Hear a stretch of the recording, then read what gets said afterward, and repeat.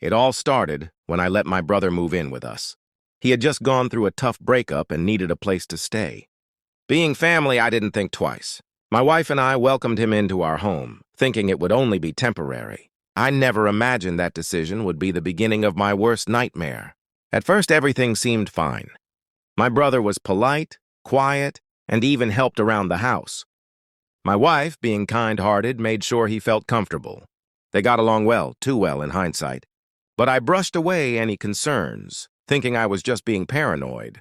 Weeks turned into months. I started noticing strange behavior. Whispered conversations between them would abruptly stop when I entered the room. My wife suddenly became more secretive with her phone.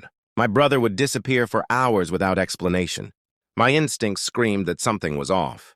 But I couldn't bring myself to accuse either of them. Then came the ultimate betrayal. One night, I came home early from work and overheard a conversation that shattered my world. They weren't just having an affair, they had fallen in love. And worse, my wife was pregnant. I stood outside the room frozen, as they discussed how to tell me and what their future might look like. I didn't confront them immediately.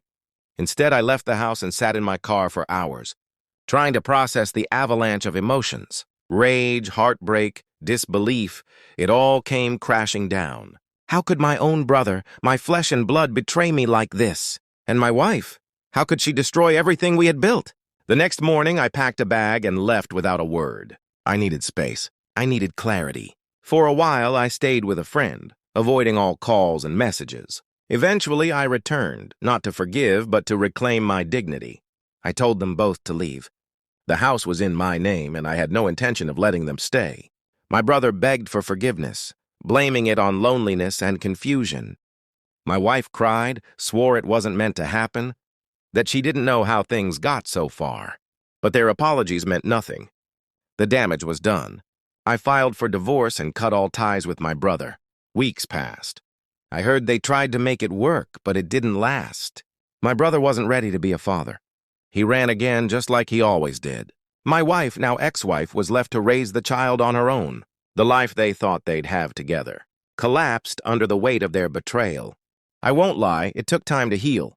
I went through dark days, nights filled with questions and regret.